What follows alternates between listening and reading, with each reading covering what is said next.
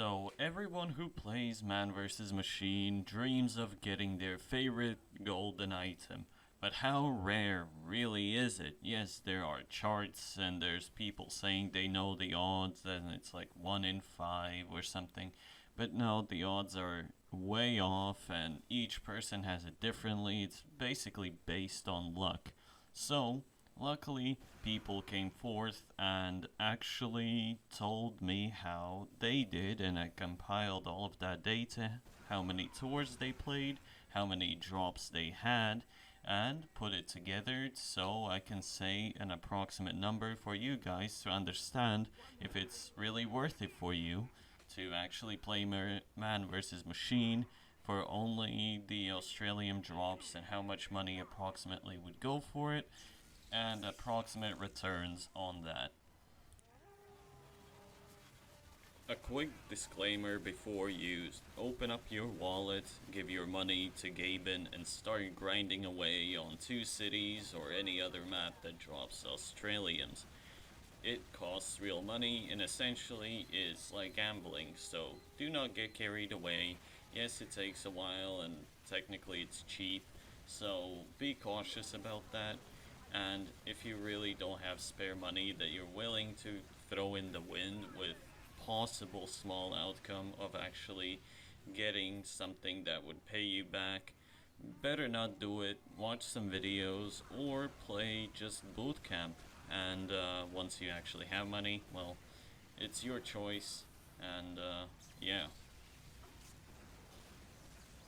So, before I go into the video explaining how many tours have been played amongst all the players I managed to get in touch with, and, well, what are your odds of actually getting an Australium, I will say this, that there's 3 ways you can, well, get an Australium, which is buy them directly off of Steam Community Market, trade them, or get them as a drop.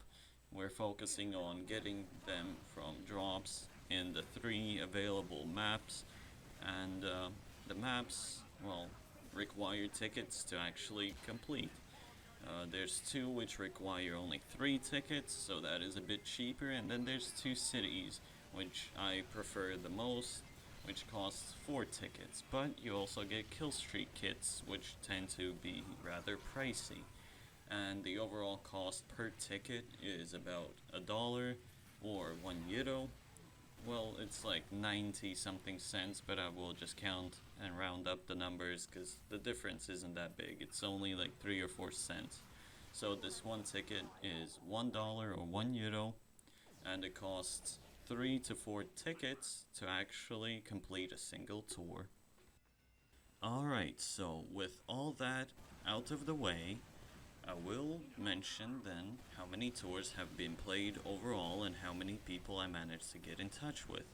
So, I managed to get in touch with 12 people, 13 including me, and overall played tours are 466 amongst all of us. It's counted all tours up until the current moment of recording this video.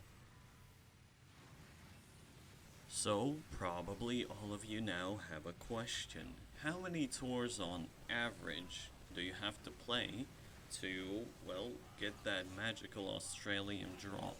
Well, it's actually a decent number, and it can vary from person to person. You may be the lucky one who gets an Australian drop on their first or second tour, as some people have mentioned when I reached out to them. Or some of you may be just like me, who's on their already 15th, 16th tour and have not gotten anything. The average count of tours per Aussie are approximately 25.88 or 26 tours. Essentially 26 tours seems like a relatively normal number for Australian drops. Some people say that you are the luckiest within your first 20 to 30 tours, but as I've seen, some people have gone incredibly lucky. Even in the first 10 tours have gone 2, which is, well, just how Gaben prefers some people more than others. And overall, money-wise, that is a decent chunk of money. So I counted 4 tickets on average because most people play 2 cities.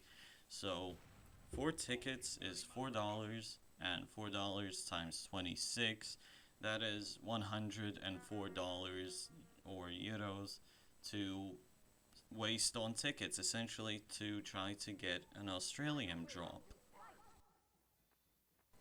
So, overall, what are the profit margins? Well, if you get incredibly lucky, you'd be in the green, but overall, by numbers looking, the overall money made back from just an Australian drop within 26 tours is just about 60 bucks. You may be lucky and get something more, but that's about 60 bucks. So the profit is in the minuses, but most people that I know and got in touch with play it for fun, and getting some rare item is an upside to them. But you have to count on the fact that you'll be mostly losing money unless you get the magical drop that costs thousands. Then, of course, you'll be making all of your money back.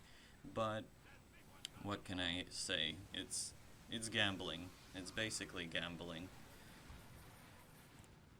So taking all the information and putting it together, whether you being the average man versus machine enjoyer or the Australian grinder, you have to take note that all of these numbers still aren't fully 100% precise, and you may be the chosen one with the golden game in hand and keep pulling Australians every tour or every second tour, or maybe not getting anything at all within the span of 100 tours. It's just how it is. It's essentially gambling and you spending time.